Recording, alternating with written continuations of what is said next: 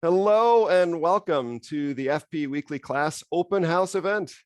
Wherever you are, whenever you are, we are so glad you're here. I'm Nick Strauss-Klein. I want to thank you all for coming. And to our weekly class regulars, I want to thank you so much for joining us in a much larger group today. We are recording today so the whole Feldenkrais Project community can enjoy this event and so that you can review the lesson if you wish. If you're comfortable, I'll invite you to consider turning on your camera. It's a nice way to connect with a lot of like-minded Felden fans, enjoy a lesson in community, and it may help me personalize the lesson for you. We're exploring Feldenkrais for walking. I'll introduce our class to you, our context for today, for just a couple minutes, and then I'll invite you to come to stand to begin the lesson. So you might want to just stay at your screen for now. When we start the lesson, we'll briefly be in standing. I'll teach a lesson about walking. Mostly it is going to be lying down, as is common for Feldenkrais lessons. When we're lying down and out of gravity, our habits are more malleable, but we'll stand at the beginning and the end of the lesson. And I'll be peppering in some discussion about how Feldenkrais generally can help your walking improve, and what we'll be doing later this month and in July. And then we'll have Q&A at the end for those who wish to talk about their experience in the lesson or ask questions about this. For those of you checking out our long-running Tuesday class for the first time, a moment of context: we have met on Zoom at this time every Tuesday. I just looked this up, for 168 weeks. Guess what happened 168 weeks ago? You'll never guess, right? The pandemic began. So this started by necessity, but it continues as an awesome way to study Feldenkrais now. When it began, I couldn't imagine how this format could succeed. I was offering a new service, a new technology, improvising in the pandemic, right? And I needed to charge something for that. We do pay what you can normally for this class. It's free today. But I felt like I was competing with myself and the competition was free, right? Because the Feldenkrais Project has so many free lessons. Nevertheless, people showed up and we quickly discovered why, the joy of Zoom Feldenkrais. So for those of you who usually just listen to my audio lessons, I just want to say very briefly what people have found here, because they tell me after class each week and they tell me in emails.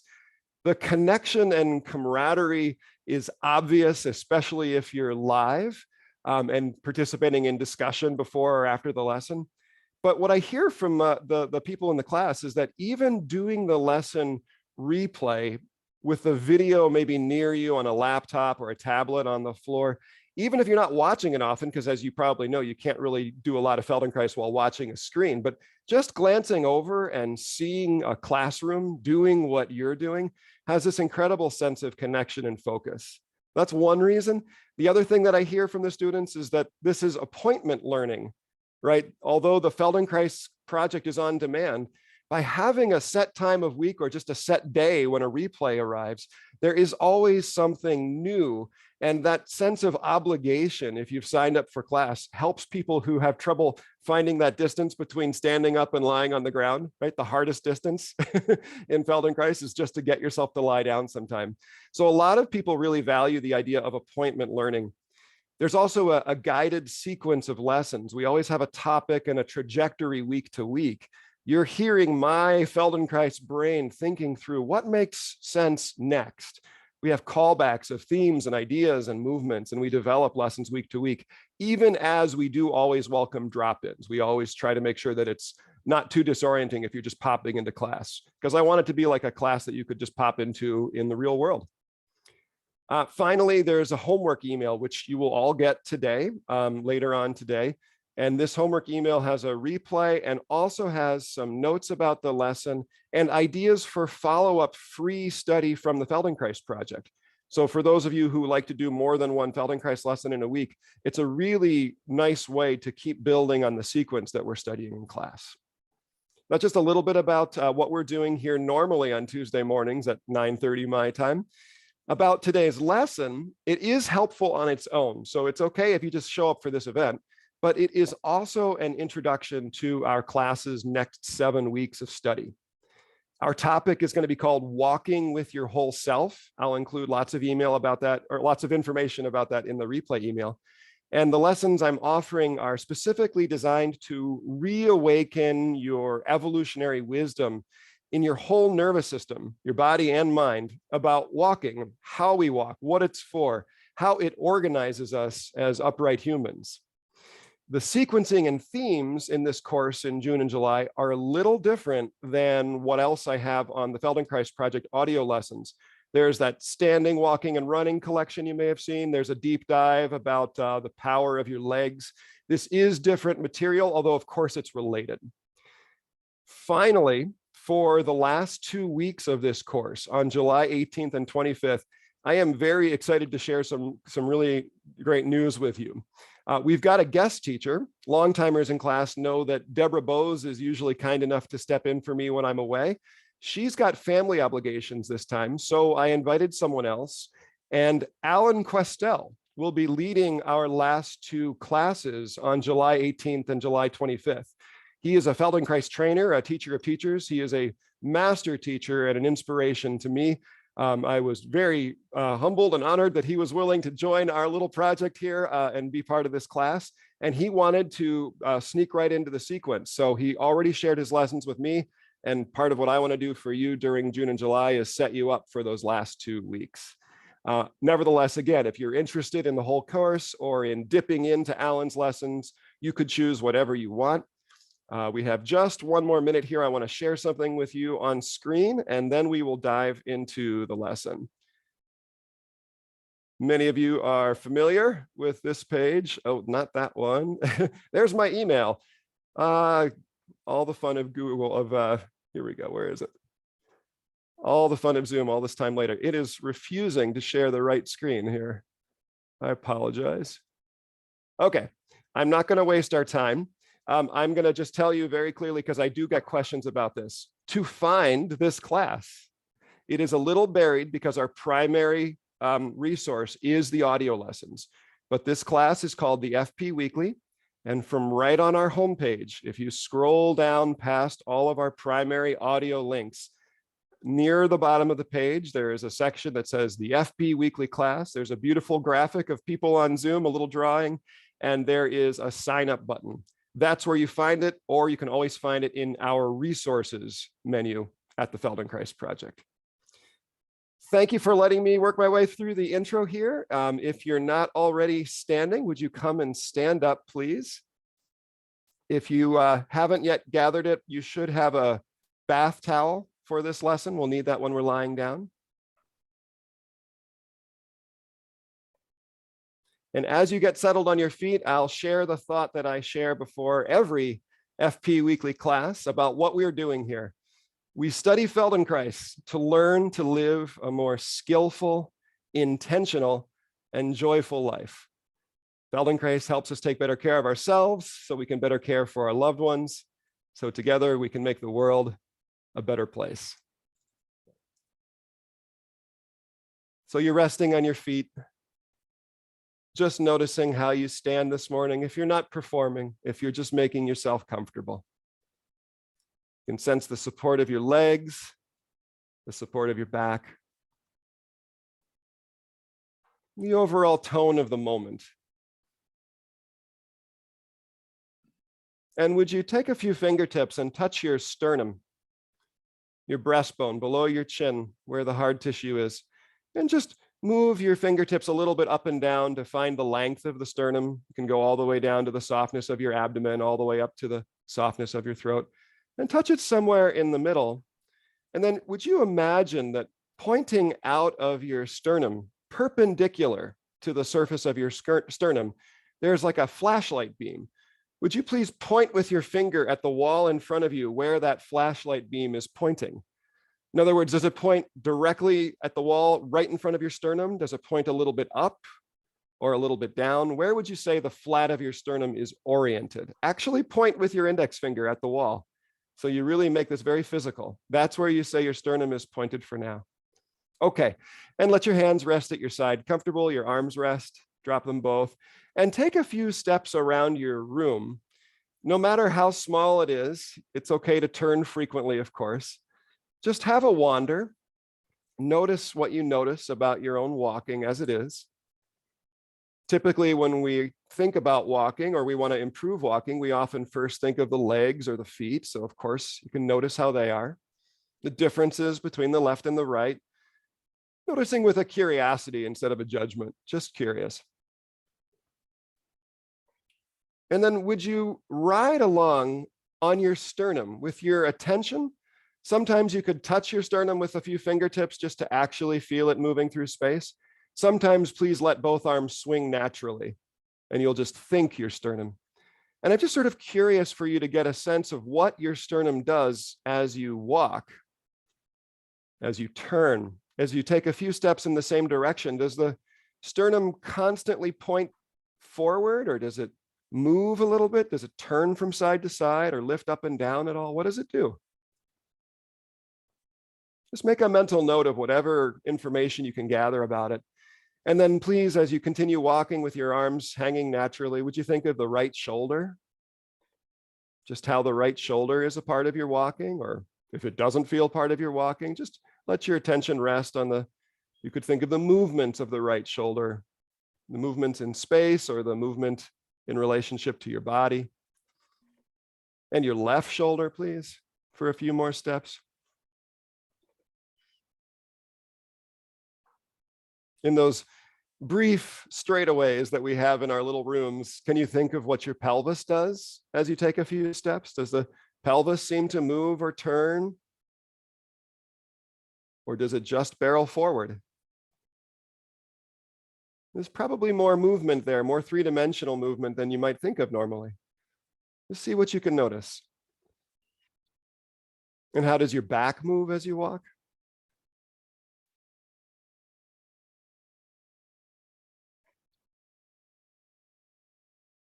And then it's a lot of questions, right? So one summary question: what is the character of your walk, right? If you turn off your analytical brain, your focus on body parts, and you just imagine yourself as the character in the play of your life, right at this moment, walking as comfortably as you know how, what does your walk say about you, about your mood, about your comfort, about your body, or how you think of your body?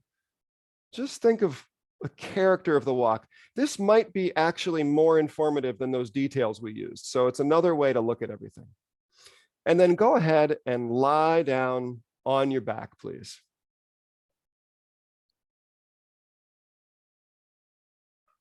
On your back at first, you can let your arms rest on the floor comfortably, maybe a little bit away from you if you like that. Have some space between your legs, comfortable space between your legs. You could bend your knees and stand your feet if that makes lying on your back more pleasant for you.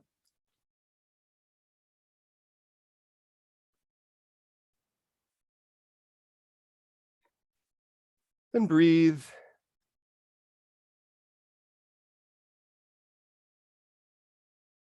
And would you just surf on your sternum for a moment?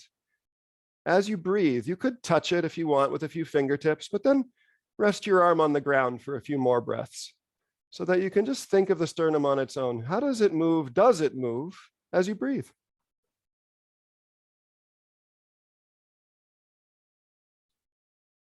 And with your arms on the ground, would you notice the relationship of your torso with the floor? Everything between your shoulders and hips. You can think of the weighted parts, the heavy parts, the lifted parts. With a kind of scientific remove, right? A little bit of distance from ourselves. You could notice the comforts and discomforts and just feel what you feel without a lot of judgment or worry. And let your attention zoom in on your right shoulder. Just notice, does it lie flat or are parts of the right shoulder lifted? If you think of the shoulder blade, do you have sensory information about that, or is it a more abstract idea? And what's the width of the right shoulder from your spine? If you think of your left shoulder, which shoulder feels wider somehow? How does the left shoulder blade relate to the ground? Almost everyone, when we look closely, shoulders might be quite different. What's true for you?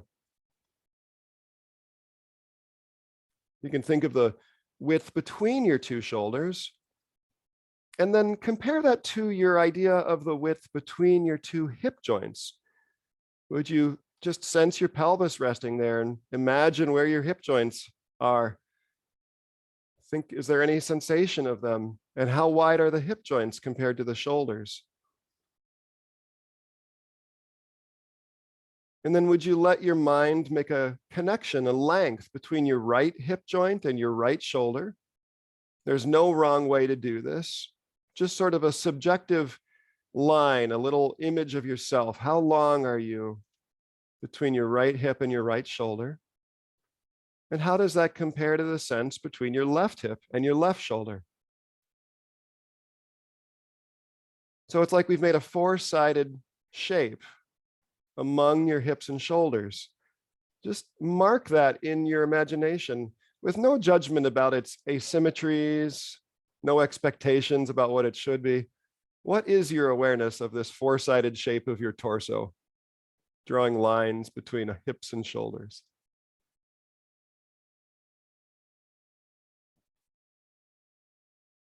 Okay, and everyone, please bend your knees, stand your feet, roll over and lie on your left side, please. And take a moment to fold up your bath towel as many times as you need for a real nice support of your head. Right? So your head, your left ear, your left cheek is resting on that folded towel. You won't be served by resting on your arm today. So just have your arms out in front of you comfortably, pull up your knees. You're lying on your left side, and it's really not so different than you might take a nap.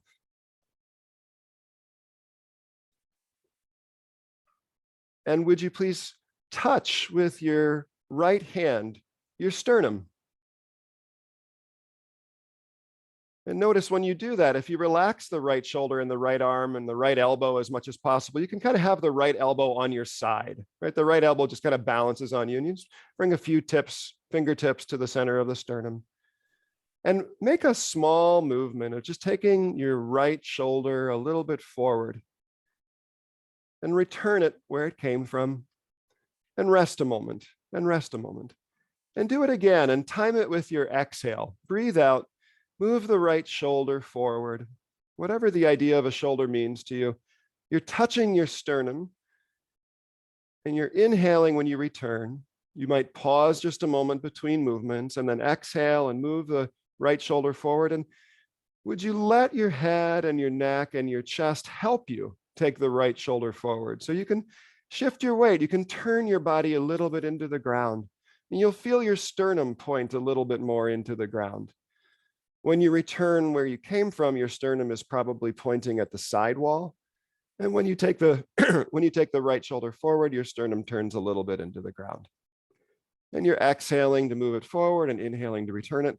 And everything is light and easy and soft and slow and smooth. It's just an experiment. See if you can make it more and more pleasurable. And then would you just balance your right arm on your side and rest a moment? You might have the right arm long, so your right hand is kind of slung down over your right hip, or maybe you put your right hand on the outside of the right thigh. What's most comfortable for you? Some people like to just keep the right elbow quite bent and just have the hand dangling over the belly. Whatever you like the most is what you should do, whatever really feels the best. And move the right shoulder forward again from this position. Just see how that is. Let yourself turn a little bit. And then rest from that, and breathing as you wish. Would you take the right shoulder a little bit backwards? Kind of a similar movement, but backwards. And let your chest turn a little bit, and let your head turn a little bit. Let your ribs roll a little bit. Just do it in a way that you genuinely, truly like yourself, right? You say, this is pleasant. I'm feeding myself a sensory experience with my movement that I honestly enjoy. And if you don't, then make a choice to do something different. Nice. And continue that, but put those right fingertips on your sternum, whatever fits easily. Just touch your sternum, your right hand, so that you can feel, as you take the right shoulder backwards, you can feel that the chest turns. The sternum will point its way up the wall in front of you a little bit. Can you sense that? Then go ahead and connect these movements. Roll the chest backwards and forwards, move the shoulder as if the shoulder is leading, as smooth and nice as you can, letting your head roll because it's round. Even the side of your head is a little round. Letting your ribs roll because they're round. And you know what? Letting your pelvis roll because it's round. But the range of everything is such that you could do it all day and you'd still like yourself, right? So if there's any stretch or strain, that's way too much. Do less. And then pause a moment in the middle and put your right hand on your right hip. And just take the hip a few times forward and backwards. It's really kind of the same thing you were just doing. In fact, if you don't know what I mean, do the same thing. Think of your shoulder, but notice that your hip wants to move and you can feel it with your right hand. And then you can learn to lead a little bit more from the right hip. You might touch the outside of the pelvis or the upper right thigh somewhere with your right hand and just move it a little forward and backwards. And notice that when you lead from the hip, your shoulder moves forward and backwards. In fact, if you continue leading from your right hip, you could still touch your sternum with your right hand again, and you could have the impression that your hip turns your chest. Can you feel that? And then do whatever you like with your right arm and just go back to leading from your shoulder. Go back to leading from your shoulder and now pause in the middle and just make a light decision, a playful decision that the next time you move the shoulder forward and back, you're actually not going to move your hip. Not because you're straining, but because you're clever. See if you can do some small version of letting your shoulder move forward and backwards, letting it learn about how to move forward and backwards without moving your right hip. Careful. You could even touch your right hip with your hand if you like, and try to confirm with your hand that it's not moving. And you may find you really have to back off the range, the speed. You may find you need to rediscover your breath and that you were holding it. Oops. Sorry. I've got that muted now. Good. Okay, and then just let everything move a little forward and backwards a couple last times. And then lazily roll onto your back. Make yourself comfortable. Spread your legs a little bit, bend your knees if you want. Lay your arms on the floor somewhere loose.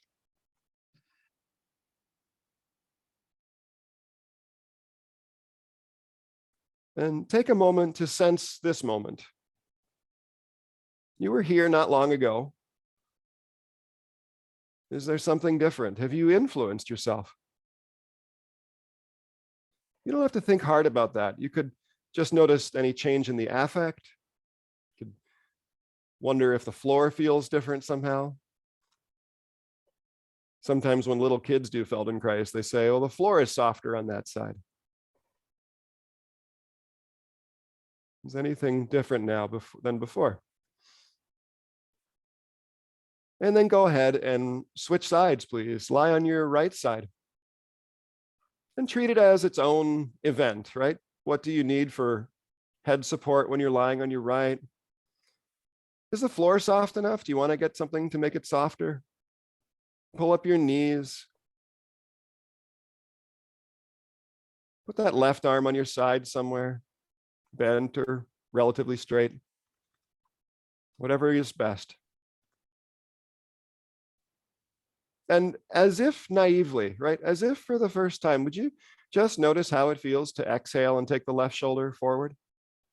Inhale to return. Because it's not different, right? There's some motor planning, but the sensory experience is unique. So notice the left shoulder has its own journey. A little forward and home to the middle. Exhaling and inhaling.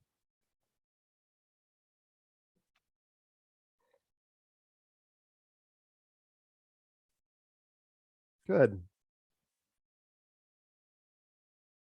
And breathe.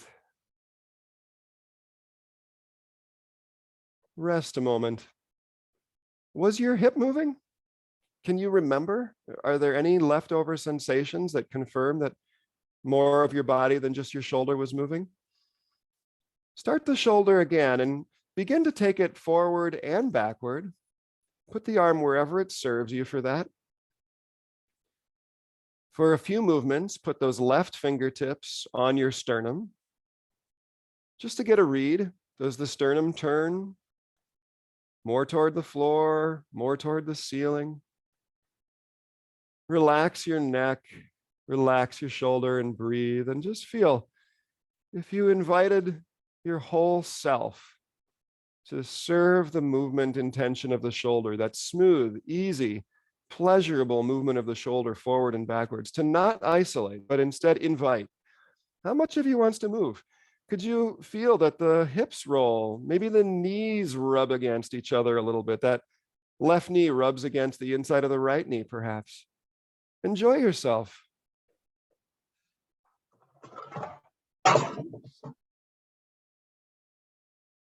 Just ask you if you're changing settings to watch out for unmuting. There's almost 100 of us, so there's a little bit more chaos than usual here. Good. Okay. Put your left hand on your left hip and lead this movement from your left hip. If that makes you try hard, stop and breathe and just realize that you can actually produce a very similar movement to what you were just doing when you were thinking of your left shoulder.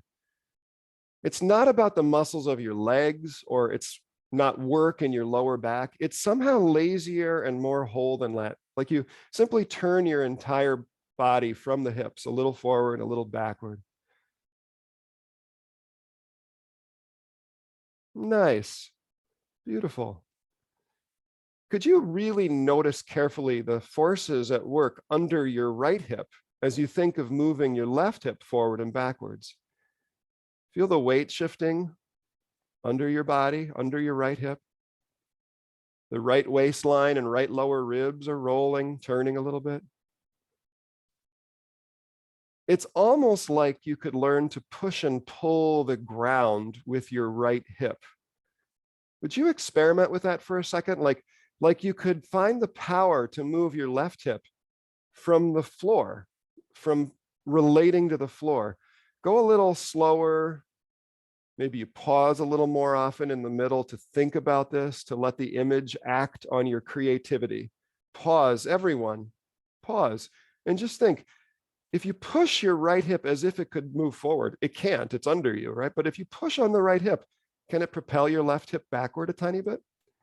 And if you have a feeling of pulling towards your right hip, can that move your left hip forward? It's an interesting way of thinking, right? We usually think about moving the free body part, but Moshe Feldenkrais was a martial artist. He was often thinking about using the floor. Nice, very nice. And just rest for a moment right here on your side. And I'm going to ask you to do something a little more complicated, but I want you to do a really sloppy, perhaps non-successful version of it, okay? I would like you to please begin to think of taking the left shoulder forward while at the same time you learn to take the left hip backwards from your middle places. Listen carefully, only left shoulder forward and left hip backwards, and then simply let that go and return home. And start to experiment into that. An exhale might help. What won't help is trying hard or holding your breath. When you hold your breath, your ribs get rigid, and your ribs are what's between your shoulders and hips, right? So breathe continuously and fully. Pause when you feel messy and see if from a clean, paused, resting start, please everyone, stop yourself and start over. Can you really know I'm taking my left shoulder forward, I'm taking my left hip backwards? Doesn't have to get perfect, but try to be a little closer to what you intend. Okay, whether or not you succeeded at all, don't worry. Breathe and relax a moment, and then find the opposite. Left shoulder backward, left hip forward. Our first approximation of that Be kind and playful with yourself, like you were teaching a little kid to do something new and difficult. The last thing you want them to do is to stop having fun. So fail with gusto, right? Oh, I wanted to take my left shoulder back, and there goes my left hip backwards. That happens for a lot of us the first few times. How can you take the left hip forward when the left shoulder goes backwards? Really rest between movements so you clear out all the efforts and you get a clean start. And then go ahead and alternate whatever you've found with this. Take the shoulder one direction, the hip the other, to the best of your ability.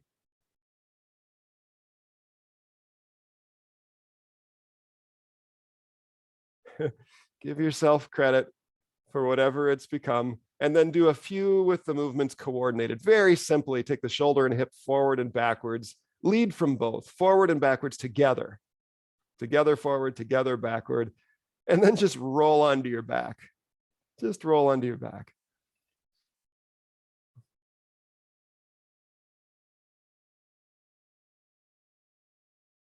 Take a little break. It's more complicated than we might think, right?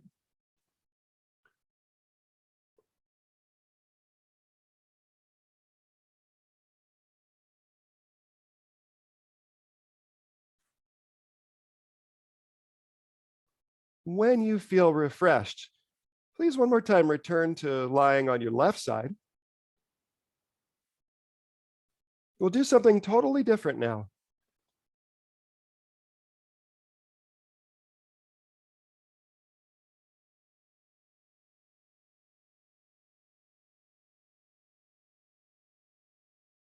I'd like you to think for a moment, completely in your imagination, about what it would be to find this kind of differentiated movement on this side.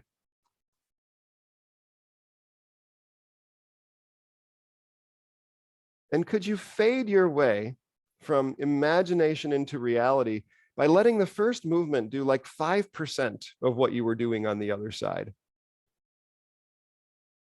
Decide what you're doing. Are you taking the shoulder forward and the hip back first? Or are you taking the shoulder backward and the hip forward? Of course, it's the right shoulder and hip I'm talking about now.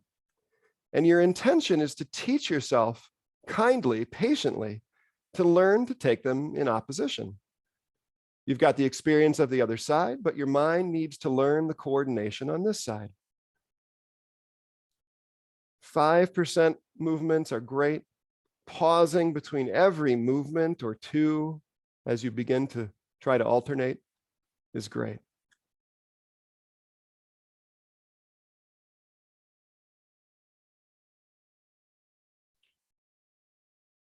Rest here on your side.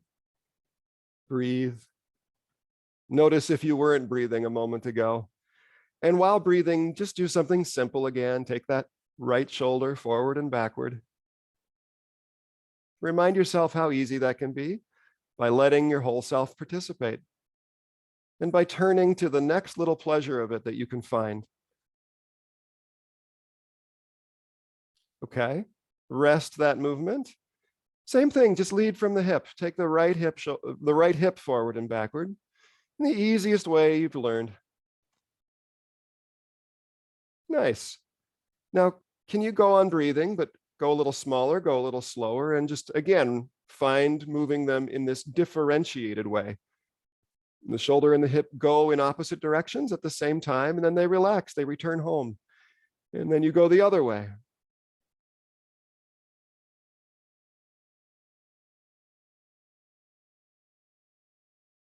Okay.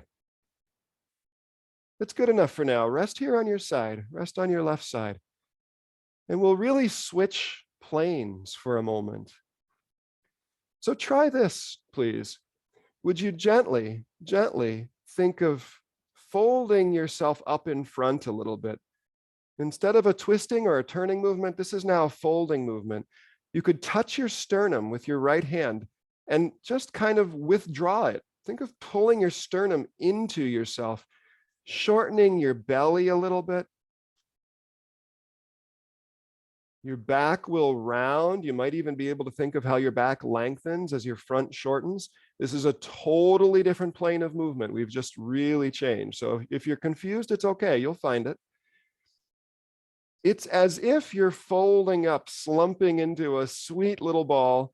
You can let your head follow. You could slide on your left ear a little bit to look down towards your knees. Gentle. The sternum can help you fold. You can think of pulling it in, pulling it down, shortening your belly. And your head and chin, they pull down, they look down a little bit. And could you maybe even find as you shorten your belly that your pelvis can pull up in front? Relax and breathe and find that. Take your time. Start from a breathing resting place and just think, I'd like to pull my chest and the front of my pelvis towards each other by shortening my belly. The lower back will lengthen a little bit. Just fold up a little bit.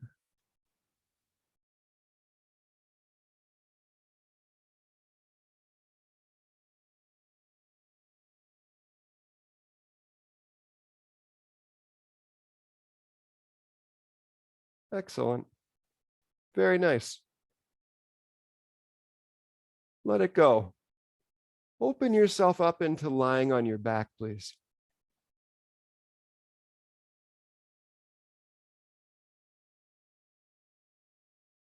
Rest on your back in a way that serves you, deferring to your comfort, and then just watching the moment unfold, welcoming the sensations, the thoughts. You might revisit some of those images of your body on the ground, your four-sided shape. Just curious about what's changing without expectation, just listening to the experiment as it continues.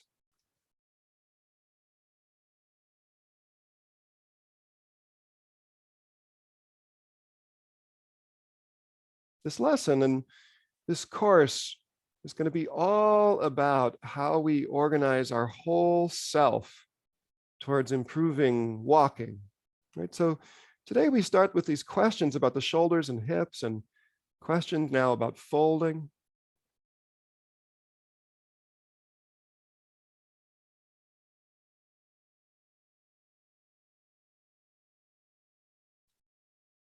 We'll see what comes out of this. For now, bend your knees and roll to your right side again.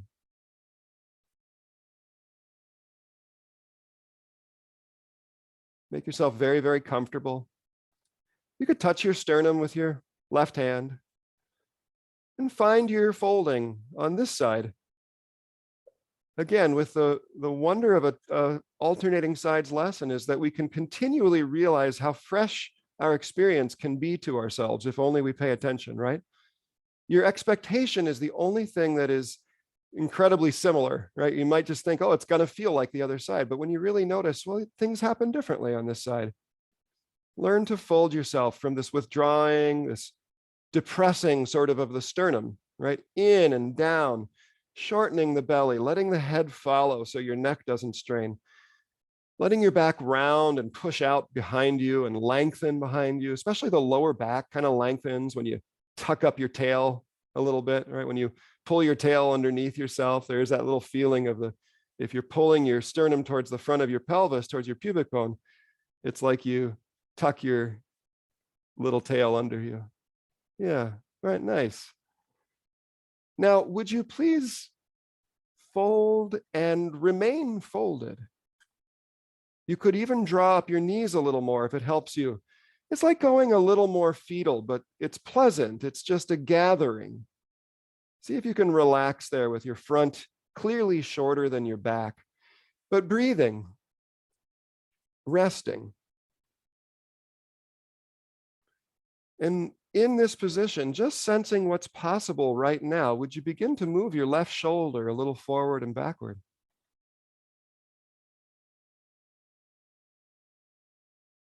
Just what's easy is enough.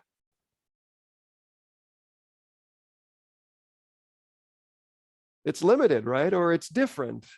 It's not the same when we're folded up, but feel and improve on how you feel. See if you can have the idea of becoming more skillful, even if maybe this isn't the best overall shape of your body in which to move a shoulder. For most people, it is a disadvantage somehow, but that doesn't mean we struggle with it. Instead, it's more like the prompt of a riddle. What light, easy, smooth movement, small and slow, is really pleasant of that left shoulder when you're folded up? How much of your body can still move? Could you still invite your ribs to shift, your head to shift and turn a little bit? You might, for a moment, put your fingertips on your sternum. Could your sternum orient a little into the floor and then a little towards the ceiling? Maybe smaller. I don't know what's true for you. Can your pelvis move to help? Could you put your left hand on your pelvis and lead from your hip for a moment? Lead from your hip. If you can. If it creates discord or discomfort, then do less or just do it in your imagination. It's not worth introducing any suffering into our learning, into our experimenting. You can always do less. Okay, let the arm be neutral wherever you like, and think of the shoulder and the hip simultaneously going forward and going backwards. So you just turn your whole body, fold it as it is, a tiny bit. And then you know what I'm going to ask, right? Could you pause in the middle and think about it for a moment and keep on breathing and see if you could send the shoulder and the hip simultaneously in opposite directions? It's like a whole new riddle to enjoy, right? You know how kids have those puzzle books and they do them for fun, right? Some of us adults do too. Imagine you just turn the page on the puzzle book and that you have all the equipment, all the experience you can to begin to really do what you intend. And kindly, I'll tell you that some of you aren't doing what you think you are. I can see. So rest in the middle and just think very clearly, can the shoulder and the hip go equal and opposite? One goes forward, the other goes backwards. You come home and then the opposite way. The other goes forward. Yeah, breathe. Breathe. And just be on your side for a moment and let that go, but unfold yourself. Decide that you're going to rest on your side, but you're going to feel long except for your hips, right? So your hips and knees can still be bent in front of you, but let your torso feel long again. Like if we tipped you up into a chair, you'd enjoy a nice tall posture. Yeah, there you are. Your head is above your spine instead of pulled down in front. And your back isn't rounded anymore. It's just long, head, spine, and tail all in a line. How does that change the breathing and the emotional tone of the moment? It's like you can feel your posture even when you're lying down.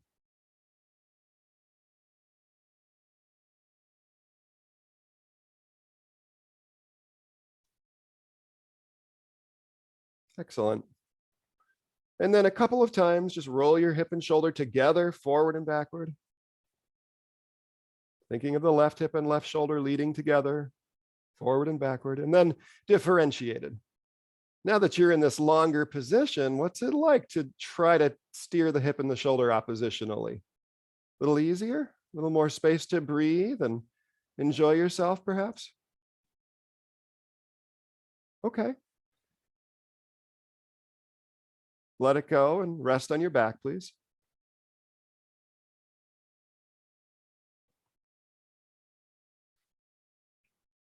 We've been at this a little while now, so just check in with yourself. Give yourself that meta moment where you wonder if you're being a good teacher for yourself, right? If you're exceeding your comfort often and there's some kind of building tension, just trust that I'm nicer than that and you can be too, right? That you really don't need to tolerate the lesson or impose on yourself. I'll encourage you to creatively do less, to imagine more, and enjoy yourself more. Some of you, that means more movement as we go forward. Some of you, it means less movement, but please let the intention be to enjoy yourself more, the raw sensory data more pleasant as we go into these final variations. Please bend your knees and roll once again to your left side.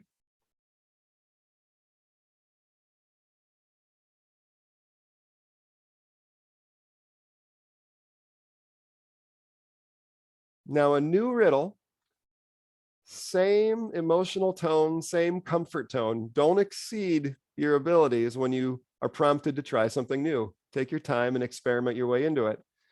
Would you put your right fingertips on your sternum? And could you find a movement in your whole body that leads your sternum forward and up a little towards your chin? In other words, push your sternum out into the world a little bit. Not towards the ground, not towards the ceiling, but forward towards the sidewall and a little upward towards your chin, like you're lifting your sternum up and out of yourself, forward. If you strain anywhere, relax, breathe, start over and decide that that part of you does not have to do a lot of work. For many of us, it's the lower back that leapt into action. Just decide you have more of you than your lower back. Do less in the lower back. Where else can you enjoy this kind of extension kind of use of the body? Can the belly push out? Can you let your head on your left ear slide backwards just a little bit to help you lift your sternum forward? Maybe you could feel your spine between your shoulder blades moving, and your shoulder blades may be coming a little closer together as you press your chest out into the world, out and up.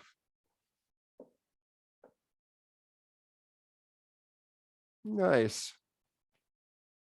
Now, is there some version of that that you could linger in as a rest? In other words, can you lightly, slightly arch your whole back, your head and tail? Come into this sense that you're long and pushed forward in front, really opened to the space in front of you. Your head might have a feeling of being a little pulled back to look almost like towards the wall above your head, not the ceiling, right? So this is up as it relates to your body, not your room. And whatever I said, if there's any excess to it, make it your own, make yourself comfortable, be a little extended, but resting and breathing. And then very slight, think of taking the shoulder, the right shoulder and hip forward and backward. It's a little tiny bit of rolling. Again, it might not be as easy for you, or you might find some opportunity here. No assumptions, just an experiment. Can you, in this lightly extended place, roll your whole body a little forward and backward? And if you can't, then just reduce that extended shape. Don't be quite so pushed forward in your chest and belly, so that your head can still roll, your chest can still roll, your pelvis can still roll. And you think of the right hip and shoulder, simultaneous, same direction. And then pause and breathe and imagine taking the right hip and shoulder in opposite directions, and find it little by little. Just a small little clear thing at first. Can you think the right shoulder forward while you think the left hip or the right hip backward?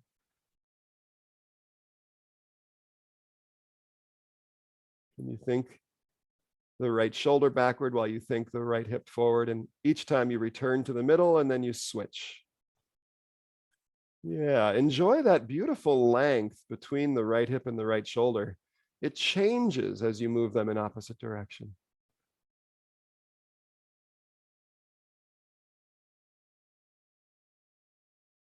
Okay, pause a moment and then be more naturally, I'll call it upright, but lying on your side, right? So be unextended, just be simply head, spine, and tail all in a line. And a couple times, hip and shoulder forward and backward at the same time.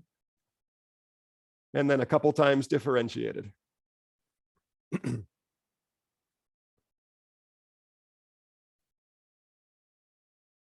Beautiful. Roll on your back and rest. Just take the moment you need. We won't have any surprises here. So when you feel refreshed, roll to your right side one more time. But if you find yourself wanting a longer rest, just track along in your imagination. We're just going to do exactly the same thing. When you're ready, you could come to your right side if you like.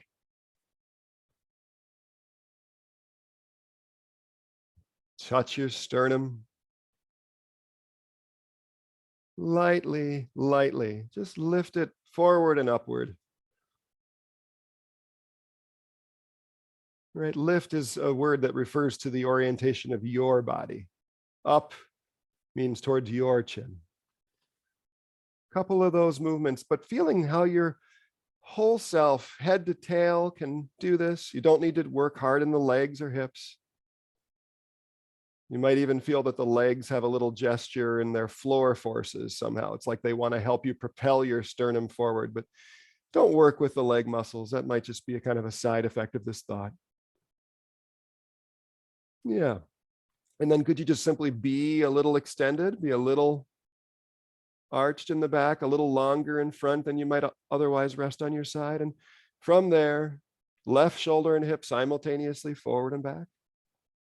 Simply, simple and simultaneous, just what's possible in this position.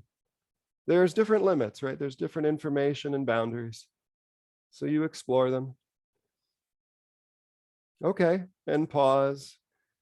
And find your way into some kind of oppositional movement of the left shoulder and left hip. Just what's possible for you right now on this side.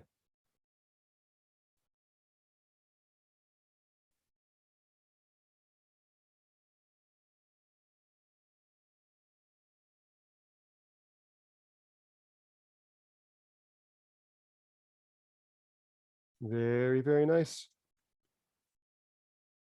And let that go. And just move the shoulder, the left shoulder, forward and backwards. Simple as can be. The first thing that we did.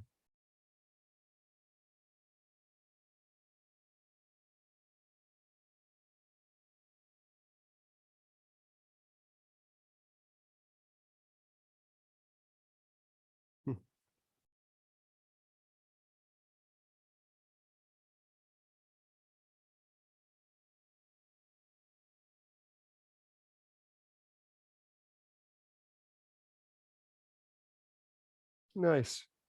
What about if you lead it from the hip? What if you lead it from the hip, but you touch your sternum? Can your hip give your sternum a ride along with your whole self? Okay. Rest on your back. Breathe and enjoy. And again, let the moment of rest just have a wandering, unfolding sense to it. You rest your attention too. What you notice will simply arise spontaneously.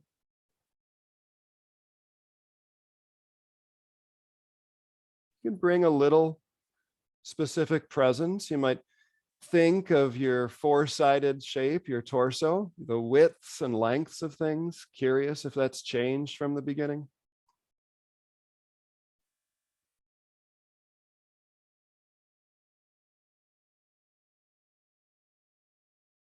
You can think of how the shoulders and hips rest, relate to the floor now, how the rest of your torso relates to the floor.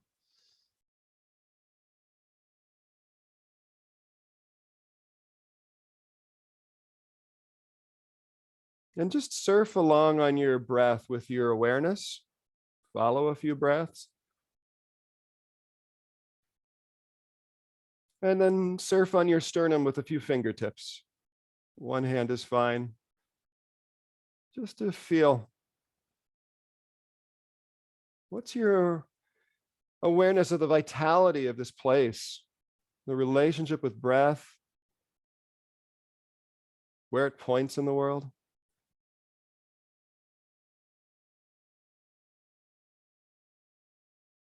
The bones didn't change length, but sometimes it's almost as if we've gotten bigger or expanded somehow. Is there a feeling like that anywhere in your chest or your body?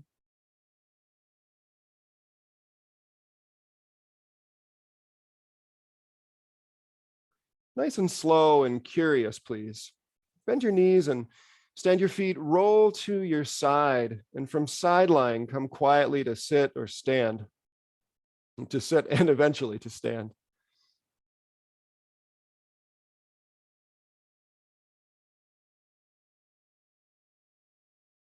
When you get to standing, have the attitude that there's nothing to do.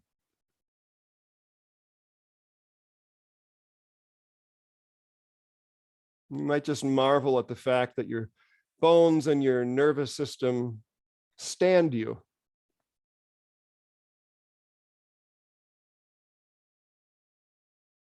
That your legs and your back support you.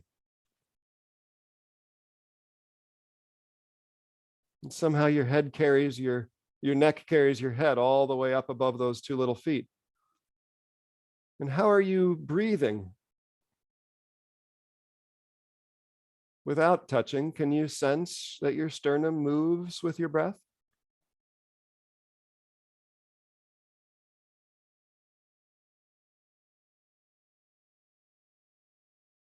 And I don't know if it's changed, but I'm very, very curious. Where is your sternum pointing in the room? Could you point with your finger? Where is your sternum pointing if there were a beam shining right out of it? Is it higher or lower than the beginning, or just a different sense of it somehow? Okay, and let your arms hang and just walk a little bit, quietly, comfortably, safely, right? Your balance may very well need a few moments of relearning because you've reorganized yourself. Your brain right now has a new center of gravity to figure out. Often we get up and the walking is a little weird, and go slow and safe, but don't shake it off. Let it be a little weird. Might also be quite pleasurable.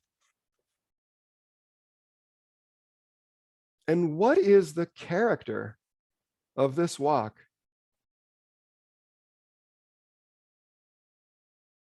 In the play of your life, are you somehow in a different role, just spontaneously right now?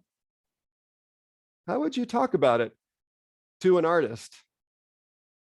Not about body parts.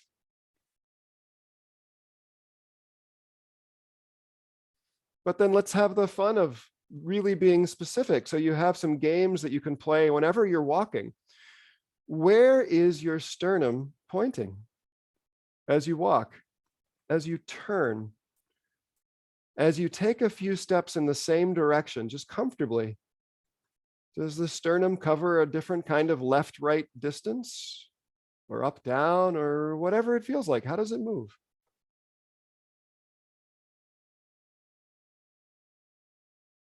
And are there differences in your shoulders that you might relate to where you feel the sternum, or how you feel the sternum moving? How your back moves as you walk? Can be fascinating, and this will be part of our course, to start to become aware of the movements of the spine and the relationships across your back in walking. We'll get into some really fabulous diagonal questions in later lessons. Yeah. And if you think of those lines, your left hip to left shoulder, your right hip to right shoulder, just walk with those lines in mind for a moment. There's a wealth of information there. Okay, so whatever you're doing right now, and I hope you'll stay for discussion.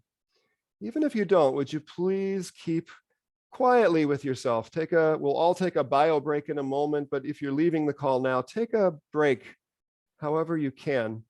Tiny bit of housekeeping right now is just to say that for just this once, to be able to share the experience of our live students with everyone, we will be recording the discussion, which we'll have in about 5 minutes. And to keep our event an easy link to find on replay, we're just going to use one replay link. So I'm not going to stop the recording during our pause. You may wish to turn off your camera, and I'll invite you to turn it back on for discussion if you like. In case, yeah, I think I'll just keep it really simple at that. And do check the homework email. Those of you here live, you'll find lots more information about what's coming up and some homework ideas. And for those here live, our discussion will begin at 36 minutes past the hour. Right now, I'm also going to turn off my camera and mic, and we can all take a bio break, get some water, use the restroom, have a little wandering around your house to know who you are in this moment before we focus back in on a screen. I do encourage you to get away from your device. Thank you so much to all of you, and I hope to see many of you at 36 minutes past the hour.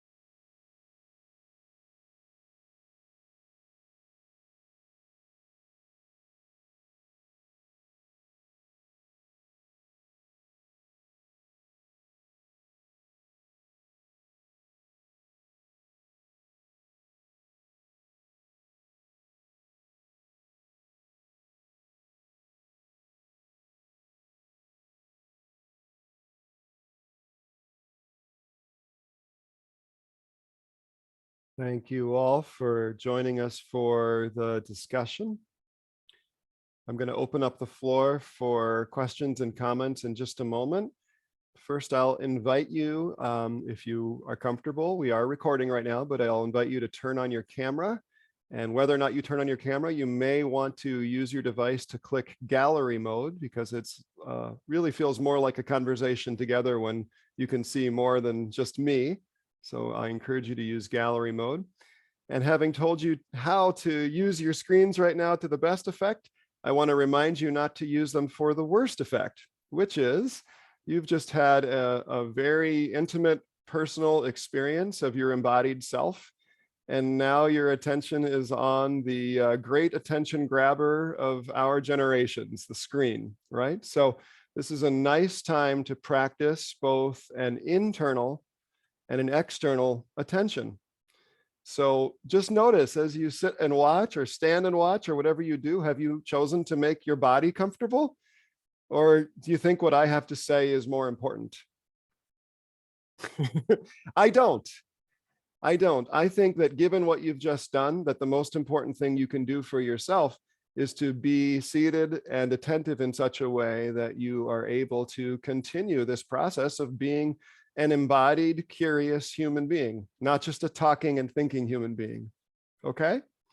So with that little disclaimer, I want to start by opening up the floor, and I have a few things I want to say, but they might be just part of my responses if there are questions. And if things are quiet, then I have a very little, a little talk I want to give about my thinking on walking in Feldenkrais. We are large enough that you could use your digital hand to get my attention, because I won't necessarily see you unmute. So if you don't know how to do that, look at your Zoom settings. It's under reactions, right? And you just click raise hand under reactions. I see Anat, and I want to invite you to unmute and go ahead and speak. If you have any trouble, I can, yep, perfect. Yeah, this walking is very mysterious still, even if you explore it and investigate it, and using the sternum as in integrating the sternum into the walk, I'm still puzzled, and I want to ask you, in an ideal world, if someone is walking perfectly according to the book, where should the position be? And I mean, along the gait cycle, and what is the shape? Because I felt it is not just towards the right or towards the left. There is a rotation there also, but I don't know how to feel it. And another related question is, when you do the crisscross between the shoulders and the hips, where do these diagonals meet along the midline? This is even more important than the first one, if you can. So acknowledging what you just said, I'm going to answer the first one in a very specific way first, because I actually think it is quite important. I would like to, although so many of you have gotten so nicely settled, I would like to do a movement experiment. Would you stand up for a moment?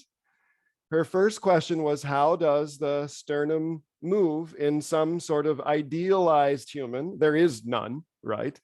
But how does the sternum move? So this is something that you can play with any time. And it's something we could have done in the lesson, but we had other things to focus on. So I'll give you a very specific experiment. Could you take a few steps around your room and just think of where the sternum is oriented? You don't need to see me for this. Okay. Now, ever so slightly, depress your sternum. In other words, just let it be a little bit lower. You can sometimes have your hand on it to track it, but you can sometimes not. It's important to let the arm swing freely.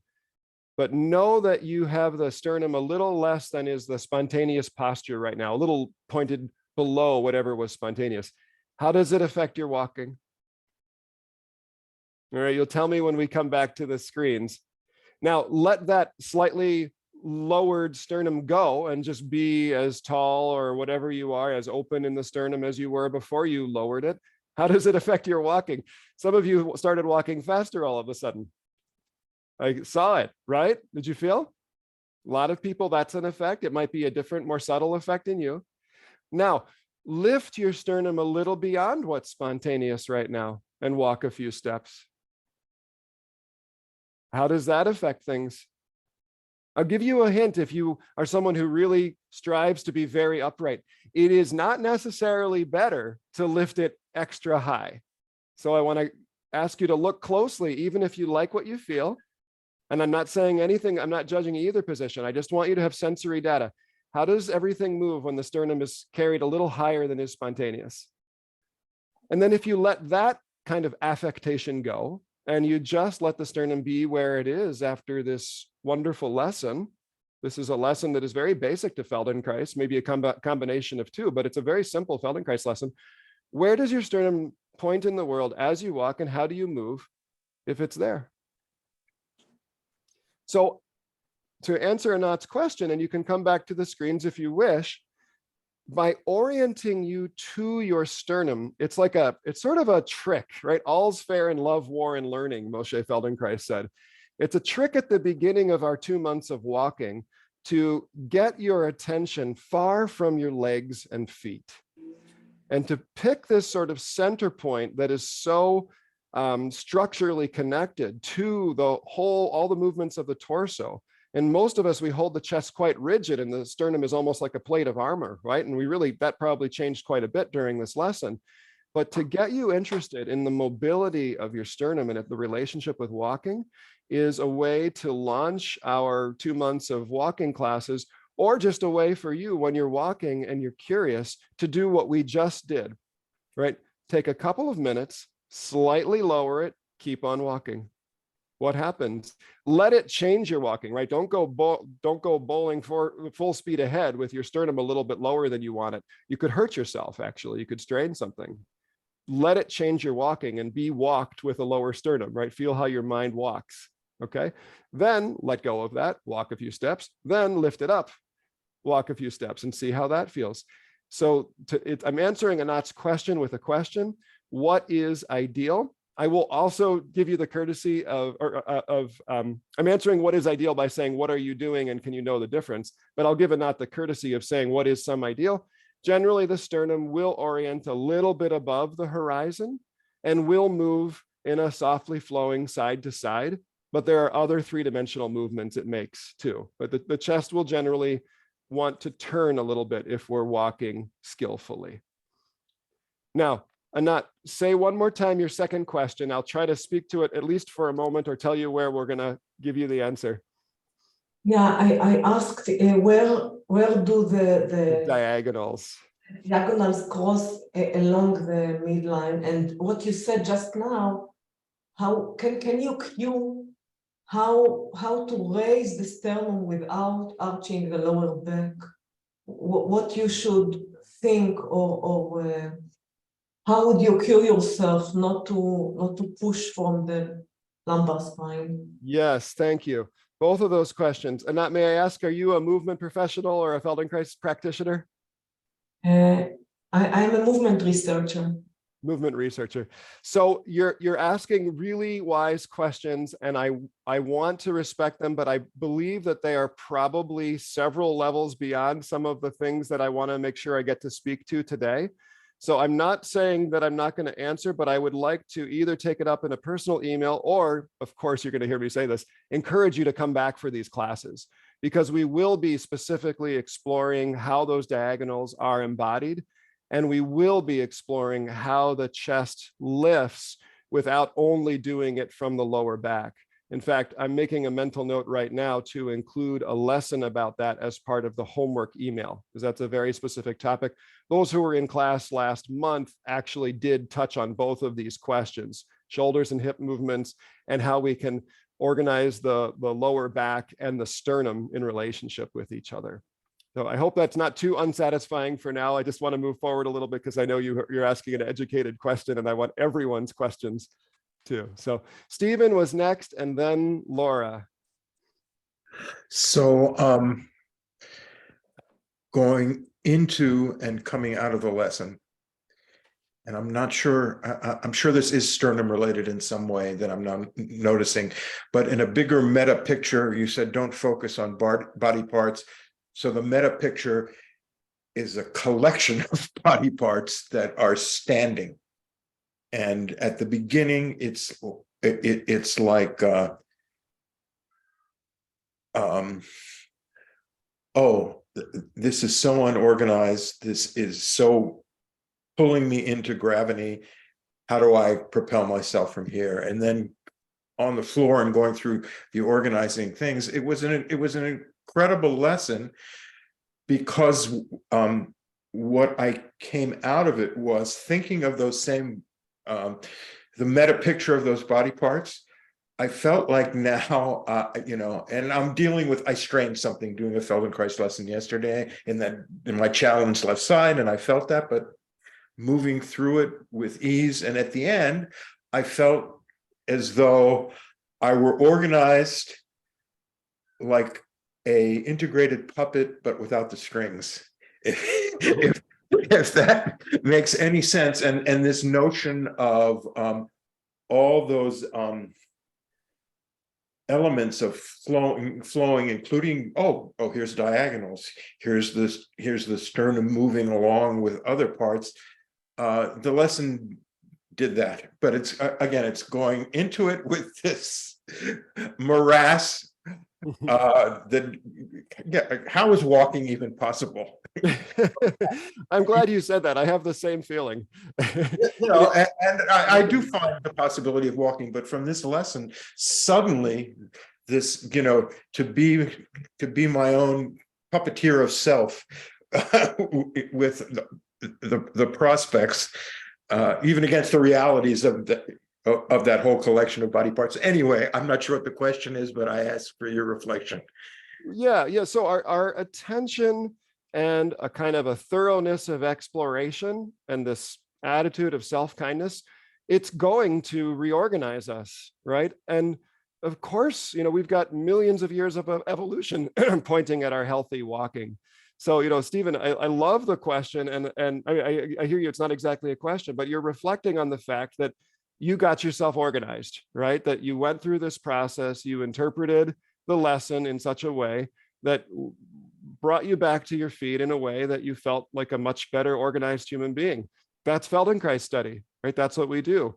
And we can point it a little bit more towards particular functions, but walking is as basic almost as breathing, right? These things always improve. Have you noticed that? Any Feldenkrais lesson you do, your breathing feels better afterwards, your walking feels better afterwards. It's almost universal. And if it didn't happen, probably you were trying too hard somewhere, right? That's typically what happens.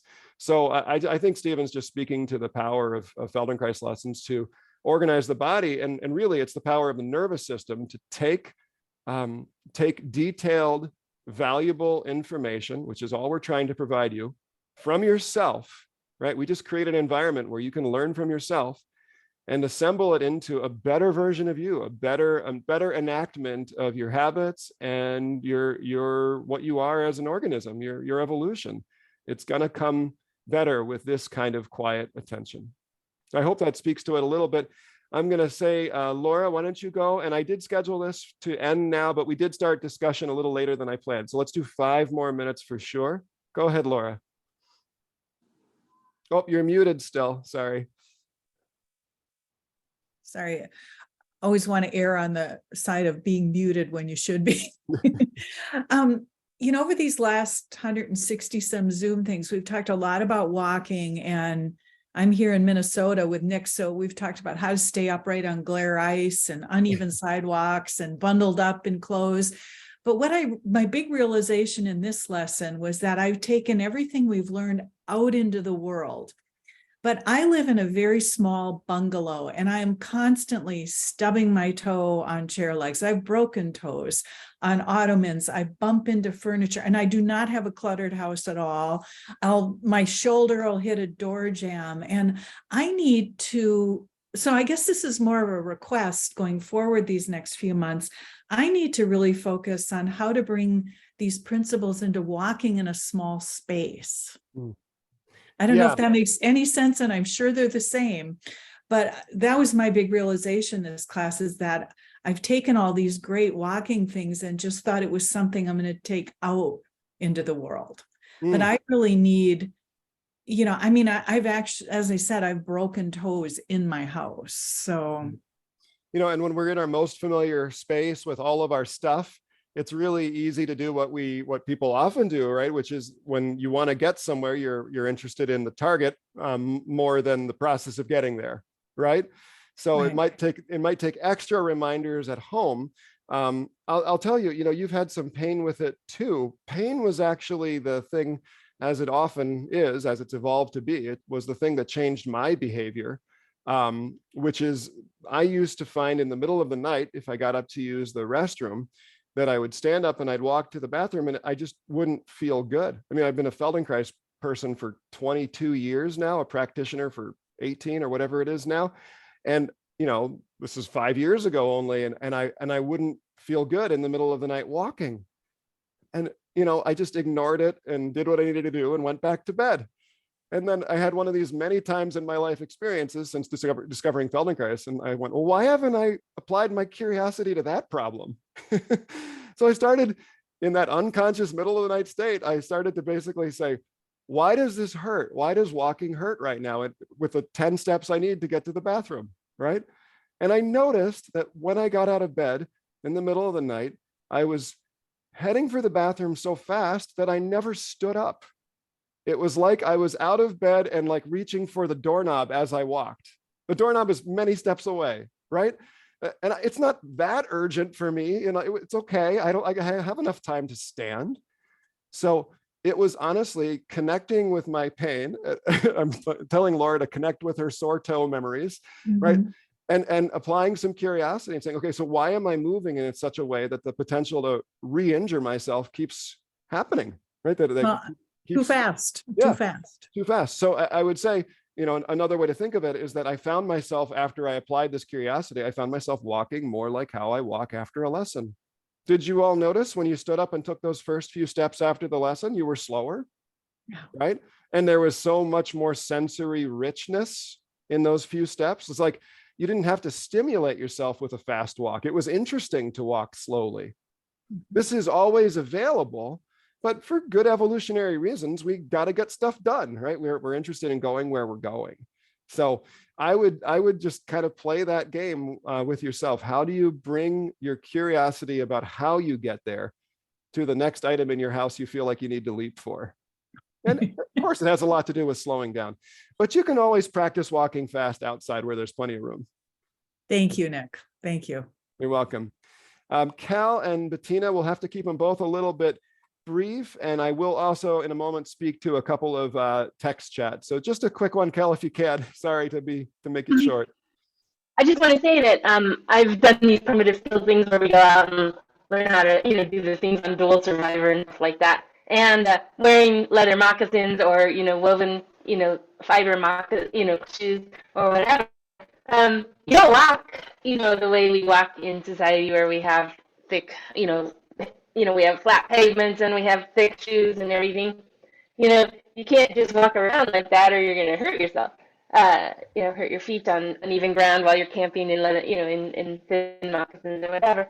And also for hunting, you know, you really have to go very slow and you have to really change your balance from foot to foot very slowly in order to not make a lot of noise. So, so I'm just thinking like that's more how I move in the house in order to not, you know, I don't walk around my house like I do with tennis shoes and a flat street. So there you go. That's right. That's right. Yeah. So when we're wearing tennis shoes and we're walking on pavement or concrete, we don't have to be as sensitive, right?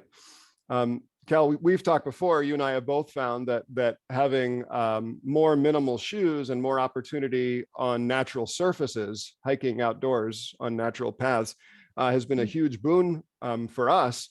I do recommend it long-term for everyone who's not used to that. But of course, there's a safety issue and a kind of training up issue. We will talk about feet and footwear and what we walk on a little bit during the course. It is really relevant to this. There's a lot to say there, but for now we'll have to move on. But thank you, Kel, for that. Bettina, did you want to say something? You sure? Okay. Thank you. Just a little question from Helen. There was clicking in my back and hip after the lesson, no pain. Why do you think that is? You know, we start moving differently. That's the point, right? We're doing Feldenkrais to learn to move and feel differently in our lives. And sometimes there are joints that have been in a space that has created some kind of restriction, and they start to move and things click. Clicking, if it's not uncomfortable, is generally fine. And it happens to a lot of people in Feldenkrais lessons. I see Bettina mentioned Ehlers-Danlos. That's hypermobility related symptoms. And yeah, people who are hypermobile, they have to pay even more attention to movement than other people do sometimes, right? We think of flexibility as something that we all want, right? If you have a lot of flexibility, maybe more than usual, it's actually a whole new challenge of awareness and clarity and delivering skeletal force, right? So if you're one of those people who feels like they've been tight muscled for your whole life, know that the Holy Grail is not to have the longest muscles possible. We're all looking for a way to regulate the use of our muscles and our force in the efficient function of the skeleton. So, and thanks very much to Faith Welsh for the chat. Great that you're thinking of signing up for more. With that, we are already over time. I want to thank you all so much for coming today, for sticking around for the discussion. I'm excited to send you the replay email. It will be the same replay email that folks in the usual class are used to each week when they do a Pay What You Can class. But it will be a little dressed up in the typical Feldenkrais Project newsletter, so you'll have a little extra info there to get you used to this. I hope you'll come back. Thank you so much, and maybe see you next week. It's been a pleasure. Bye.